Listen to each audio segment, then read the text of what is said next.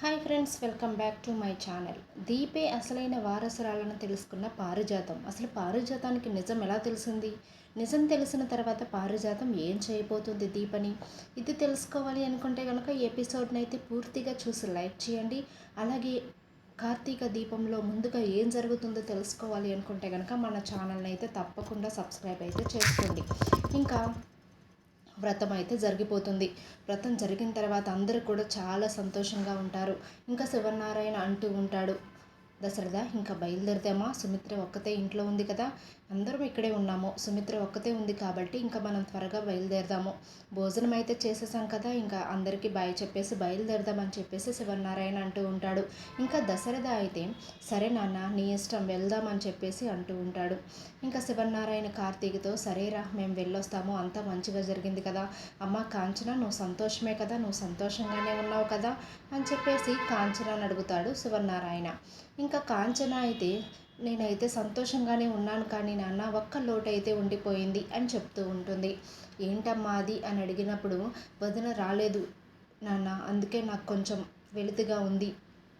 వదిన కూడా వచ్చుంటే నేను ఇంకా చాలా సంతోషించేదాన్ని అని చెప్పేసి అంటూ ఉంటుంది. ఇంకా వ్రతమంతా అయిపోయి అందరూ కూడా వెళ్ళిపోయిన తర్వాత ఇంకా పారిజాతం అలాగే జ్యోత్స్న అయితే మేము తర్వాత వస్తామండి, మీరు వెళ్ళండి, ఇంకా చిన్న పనులు ఉన్నాయి కదా ఆ పనులన్నీ కూడా మేము చేసి వస్తాం, మళ్ళీ వీళ్ళకి ఎందుకు శ్రమ, వీళ్ళు ఎలా చేసుకోగలరు, మీరు వెళ్ళండి తర్వాత మేము వస్తాము అని చెప్తే జ్యోత్స్న అయితే సరే గ్రాని నువ్వు ఉండి చేసుకునిరా, నేనైతే వెళ్ళిపోతున్నాను, నాకు కొంచెం తలనొప్పిగా ఉంది అని చెప్పేసి అక్కడి నుండి అయితే వెళ్ళిపోతుంది. వెళ్ళిపోయిన తర్వాత ఇంకా దీప అయితే లోపలికి వెళ్ళి వాళ్ళ నాన్న ఫోటో ముందు నుంచొని మాట్లాడుతూ ఉంటుంది. నాన్న నేను నీ కూతుర్ని అనుకున్నాను, నీ కూతుర్ని కాకపోయినప్పటికీ కూడా నన్ను నువ్వు ఎంతో సొంత కూతురులాగా ఎంతో ప్రేమగా పెంచావు. ఈరోజు మీ అల్లుడు నేను వ్రతం చేసుకున్నాం నాన్న, ఈ వ్రతం నువ్వు చూసావని నేను అనుకుంటున్నావు, నువ్వు మా మధ్య ఉన్నావనే నేను చాలా సంతోషంగా ఫీల్ అవుతున్నాను. నిన్న పెళ్ళిలో కూడా నేను నీ కోసం విస్తరి వేసి అన్నం పెట్టాను, అన్నం నువ్వు తిన్నా తినకపోయినప్పటికీ కూడా ఏం జరిగినప్పటికీ కూడా నా జీవితంలో నీకంటూ ఒక స్థానం ఉంటుంది నాన్న, నువ్వు నా కన్న తండ్రివి కాదు, ఆ విషయం నేను ఈ మధ్య తెలుసుకున్నాను. నా కన్న తల్లి నా కన్న తండ్రి అయిన దశరథ సుమిత్ర గారి చేతుల మీద గుండానే కన్యాదానం అయితే జరిగింది. నువ్వుంటే ఎంతో సంతోషించేవాడివి, నా కన్న తల్లిదండ్రులని నేను కలుసుకున్నందుకు నువ్వు చాలా సంతోషించేవాడివి. ఇప్పటికైనా నా తల్లిదండ్రులు ఎవరో నాకు తెలిసింది, వాళ్ళకి నేను తెలియకపోయినప్పటికీ నాకైతే వాళ్ళు కన్న తల్లిదండ్రులని తెలుస్తుంది కాబట్టి నేను ఇంకా వాళ్ళని పూజిస్తాను. వాళ్ళకి నిజం తెలిసేంత వరకు కూడా వాళ్ళకి నేను నిజం చెప్పను. ఖచ్చితంగా వాళ్ళే నా తల్లి తండ్రి కాబట్టి వాళ్ళకి నేను చాలా రుణపడి ఉంటాను. వాళ్ళకి నేను తెలియకపోయినప్పటికీ కన్న కూతురని నా కోసం వాళ్ళు అంగరంగ వైభవంగా నా పెళ్లి చేశారు అని చెప్పేసి కుబేర్తో చెప్తూ ఉంటుంది. అది వింటున్న పారిజాతం ఇంకా అప్పటికి వచ్చి అవన్నీ వినేస్తుంది. మాట్లాడిందంతా వినేసి పారిజాతం ఒక్కసారిగా షాక్ అయిపోతూ ఉంటుంది. ఏంటి దీప దశరథ సుమిత్రల కూతురా అని చెప్పేసి అసలు ఒక్కసారిగా మైండ్ పనిచేయదు పారిజాతానికి. ఏం మాట్లాడుతుంది దీప, ఎవరు లేరు కదా, పోనీ అబద్ధం చెప్తుంది అనుకుంటే కాదు, ఎవరు లేనప్పుడు తన నాన్నకి ఇలా చెప్తుంది అంటే ఇది ఖచ్చితంగా నిజమే. దీపే నిజమైన కూతురా, సుమిత్రకు పుట్టిన కూతురు చనిపోలేదా, దీప బ్రతికే ఉందా అని చెప్పేసి అనుకుంటూ ఉండగా మన వెనకాల నుండి దాసు అయితే వస్తాడు. దాసు వచ్చి ఇంకా అలా మాట్లాడుతున్న మాటలు విని అమ్మ నువ్వు విన్నది నిజమే, దీపే సుమిత్ర వదిన అలాగే దశరథ అన్నయ్యల కూతురు అని చెప్పగానే ఒక్కసారిగా గుండె పగిలిపోతుంది పారిజాతానికి. తనకి ఏం చేయాలో అర్థం కాకపోవడంతో అలా తల పట్టుకుని కూర్చుండిపోతుంది. ఇంకా పక్కన కూర్చుని దశరథ అయితే అంతా చెప్తాడు. అవునమ్మా దీపే అసలైన వారసురాలు, కానీ నా కూతుర్ని వారసురాలుగా చేయాలని నువ్వెంతో బాధపడ్డావు, దీపని కూడా చంపడానికి నువ్వు ట్రై చేశావు, తను చిన్నప్పుడే చనిపోవాల్సింది, కానీ కుబేర బస్ స్టాండ్లో నుండి తీసుకెళ్ళి పెంచుకున్నాడు, నాకు ఈ మధ్య తెలిసింది నిజం, నేనే దీపకు చెప్పాను అని చెప్పగానే ఇంకా పారిజాతం అయితే ఇంత పని చేశావురా దాసు, నువ్వు ఇలా చేస్తావని నేను అనుకోలేదు. ఎందుకంటే నీ కూతుర్నే కదా నేను ఇంటి వారసురాలుగా చేద్దామనుకుంటున్నాను. ఎక్కడో బ్రతకాల్సిన నీ కూతుర్ని నేను ఈరోజు వారసురాలను చేశాను. కనీసం అది కూడా లేదేరా నా మీద నీకు. ఇప్పుడు ఈ విషయం జ్యోత్స్నకు తెలిస్తే ఎంత బాధపడుతుంది. ఇప్పుడు తన ప్లేస్లోకి దీప వస్తుంది అంటే అనగానే దాసు ఒక్కసారిగా అమ్మ సరిగా మాట్లాడు, తన ప్లేస్లోకి దీప రావడం లేదు, దీప ప్లేస్లోకి జ్యోత్స్న వచ్చింది అని చెప్పగానే అదే లేరా దాసు, కన్ఫ్యూజ్ అయ్యాలి, నేను చెప్పేది వినరా, ఎందుకు నువ్వు ఇలా చేసావు, ఎందుకు కనిపెట్టావు దీపని, ఎక్కడో మారుమూల ప్రాంతంలో ఎక్కడో ముత్యాలంపాడులో ఉన్న దీప నువ్వే తీసుకొచ్చావా అంటే లేదమ్మా విదే తీసుకొచ్చింది, దీప తలరాతే దీపరాతను మార్చబోతుంది, దీపని ఆ దేవుడే తీసుకుని వచ్చాడు, అలా సుమిత్ర వదినికి దెబ్బ తగిలేలాగా చేసి ఆ ఇంట్లో అడుగుపెట్టేలాగా చేశాడు దేవుడు, అమ్మ నువ్వు చేసింది పెద్ద తప్పు, ఆ తప్పుకు శిక్ష నువ్వు ఏ రోజుకైనా అనుభవించాల్సిందే అని చెప్పేసి అక్కడి నుంచి అయితే వెళ్ళిపోతాడు. ఇంకా పారిజాతానికి ఏం చేయాలో అర్థం కాదు, అందరితో పాటు నేను కూడా వెళ్ళిపోయినా బాగుండేది, నేను ఇక్కడ ఉండి ఈ నిజం తెలుసుకుంటానికే ఉన్నానేమో అని చెప్పేసి ఇంకా పారిజాతం మనసులో అనుకుంటూ అక్కడ నుండి అయితే ఎవరికి చెప్పకుండా వెళ్ళిపోతుంది.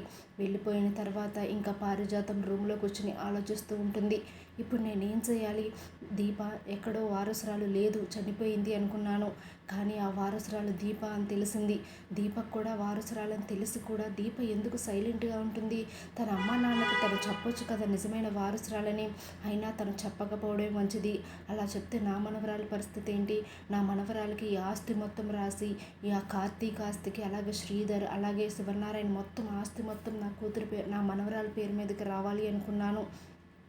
అలా చూస్తే ఇంకా కార్తీక్ ఏమో ఆస్తి వదిలిపెట్టి వెళ్ళిపోయాడు, సరే ఉన్న ఆస్తి మొత్తం కూడా జ్యోత్స్నకి అనుకున్నాను, కానీ శివనారాయణ ఏమో సుమిత్ర తర్వాత జ్యోత్స్నకి అని రాశాడు, కాబట్టి ఇప్పుడు ఈ ఆస్తి వచ్చేలోపే దీపని ఇంట్లో నుంచి అయితే గెంటేయాలి, దీపకి నాకు నిజం తెలుసన్న విషయం దీపకు తెలియదు, కాబట్టి నేను తెలియకుండానే ఎవరికి చెప్పకుండానే దీపనైతే ఇక్కడ నుండి దూరంగా పంపించేయాలి, మళ్ళీ ఈ సుమిత్ర వాళ్ళ జీవితంలోకి రాకుండా మళ్ళీ హైదరాబాద్కి రాకుండా నేను ఇక్కడ నుండి దీపని ఏదో ఒకటి ప్లాన్ చేసి పంపించేయాలి, అలా చేస్తేనే నా మనవరాలికి న్యాయం జరుగుతుంది, దీపకు సెంటిమెంట్స్ ఎక్కువ కాబట్టి దీప ఖచ్చితంగా వెళ్ళిపోతుంది అని చెప్పేసి ఇంకా ఆలోచిస్తూ ఉంటుంది. ఇంకా ఆ రాత్రంతా పారిజాతానికి నిద్ర పట్టదు, ఇంకా పొద్దున్నే లేస్తుంది, లేచి ఆలోచిస్తూ ఉంటుంది, ఈరోజు డ్యూటీకి వస్తారు కార్తీక్ దీప, వాళ్ళని ఎలాగైనా సరే కార్తీక్ లేని సమయం చూసి దీపనైతే ఇంట్లో నుంచి గెంటేయాలి, ఇంట్లో నుంచి గెంటేస్తేనే నా మనవరాలి జీవితం బాగుంటుంది, దీప ఉన్నంతకాలం కూడా నా మనవరాలి జీవితం ఏమీ బాగోదు, నా మనవరాలికి ఆస్తి మొత్తం రావాలి అంటే నేను పడిన ప్రయాస వ్యర్థం కాకుండా ఉండాలంటే నేను ఇన్నాళ్ళు పడిన కష్టం, ఇన్నాళ్ళు ఈ నిజం బయటపడకుండా చూసిన కష్టం పోకూడదు అనుకుంటే కనుక దీపని నేను బయట గెంటేయాలి అని చెప్పేసి ఆలోచిస్తూ ఉంటుంది. ఇంకా అక్కడైతే ఇంకా దీప అలాగే కార్తీక్ అయితే లెగుస్తారు, లేచి ఇంకా డ్యూటీకి అయితే బయలుదేరతారు. ఇంకా కాంచనాతో చెప్తూ ఉంటాడు కార్తీక్, అమ్మ మేము డ్యూటీకి వెళ్ళొస్తాము అని చెప్పేసి అంటూ ఉంటాడు.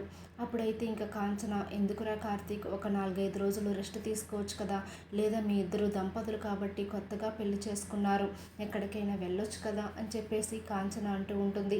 ఇంకా కార్తీక్ అయితే మీ అందరినీ వదిలి అది కూడా శౌర్యని వదిలి ఎక్కడికి వెళ్తామమ్మా, మీరు ఎక్కడుంటే మేము కూడా అక్కడే ఉంటాము, అలా అక్కడికి వెళ్ళాలి ఇక్కడికి వెళ్ళాలి అని అయితే మేము ఎప్పుడు అనుకోము అని చెప్పేసి అంటూ ఉంటాడు.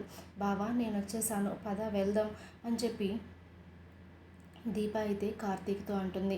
ఇంకా ఇద్దరు కూడా బయలుదేరి వెళ్తూ ఉంటారు. వెళ్ళిన తర్వాత అరే కార్తీక్ నువ్వు విట్రా అని చెప్పేసి పారిజాతం పిలుస్తుంది. పిలిచి అరే మీ తాతకి బాగాలేదు కానీ కొంచెం టాబ్లెట్స్ తీసుకురా అని చెప్పగానే ఏమైంది పారు, ఏమైంది తాతకి అని చెప్తూ ఉంటుంది. ఏం లేదులేరా తలనొప్పి అంట, ఇంట్లో టాబ్లెట్స్ ఏమీ లేవు, నువ్వు వెళ్ళి కొంచెం టాబ్లెట్స్ తెచ్చిపెట్టు, దీప ఇక్కడ వంట చేస్తుంది కానీ అని చెప్పేసి కార్తీక్ని అయితే బయటికి పంపించేస్తుంది పారిజాతం. పంపించేసిన తర్వాత వంటగదిలో దీప ఉంటే ఇంకా దీప దగ్గరికి వెళ్తుంది.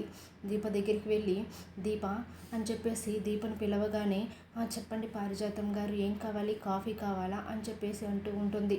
లేదు కాఫీ కాదు ఏం కాదు, నువ్వు ఇంట్లోండి వెళ్ళిపోవాలి అని చెప్తూ ఉంటుంది పారిజాతం.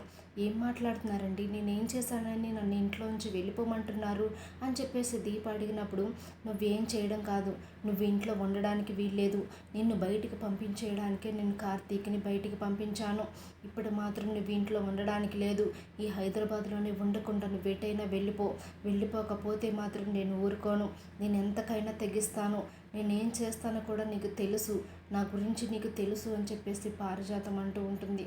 కాదండి నేనేం చేశానని నన్ను బయట గెంటేస్తున్నారు అని చెప్పగానే ఏమి చేయాల్సిన అవసరం లేదు. నా మనవరాలి మెడలో పడాల్సిన తాళి నీ మెడలో వేయించుకున్నావు. అది చాలదా నిన్ను ఇంట్లోంచి గెంటేయడానికి అని చెప్పేసి పారిజాతం దీపని మెడ పట్టుకుని బయటకైతే తీసుకువస్తున్నప్పుడు ఇంకా జ్యోత్స్న కూడా అక్కడే ఉంటుంది. గ్రాని ఏం చేస్తున్నావు? దీపని ఎందుకు పంపించేస్తున్నావంటే, నువ్వు తెలీదే, నీకేం తెలీదు, నువ్వు నోరు మూసుకుని కూర్చో, నీకేమి తెలియక నువ్వు చిన్న పిల్లవి అని చెప్పేసి అంటూ ఉంటుంది. గ్రాని అసలు ఏం జరిగిందో చెప్పు, ఏదో చెప్పి నువ్వు దీపని బయటికి గెంటే అని చెప్పినా సరే వినకుండా పారిజాతం అయితే దీపని బయటికి గెంటేస్తూ ఉంటుంది. ఇంకా సుమిత్ర అక్కడే ఉంటుంది కానీ ఏమీ మాట్లాడదు. ఎందుకంటే సుమిత్రకు దీప ఇంట్లో ఉండడం ఇష్టం లేదు కాబట్టి బయటికి వెళ్ళిపోవడమే కరెక్ట్ అంటుంది. ఎందుకంటే నా కూతురి జీవితాన్ని దీప లాక్కుంది కాబట్టి దీపిక బయట ఉండడమే కరెక్ట్, ఇంట్లో ఉండడానికి లేదు అని చెప్పేసి సుమిత్ర అయితే మనసులో అనుకుంటుంది. జ్యోత్స్నకైతే నిజం తెలియదనుకొని పారిజాతం ఇలా చేస్తుంది. కానీ జ్యోత్స్న అనుకుంటూ ఉంటుంది, ఏమైంది గ్రానికి సడన్గా దీపని బయటకు గంటేస్తుంది, ఏమైనా నిజం తెలిసిందా, ఎవరైనా నిజం చెప్పారా, అసలు ఎందుకు ఇలా చేస్తుంది అని చెప్పేసి ఎంత వాదించినప్పటికీ కూడా పారిజాతం అయితే మాట వినదు. జ్యోత్స్న అంటూనే ఉంటుంది, గ్రాని ఏం జరిగిందో చెప్పు అని. కానీ వినదు పారిజాతం.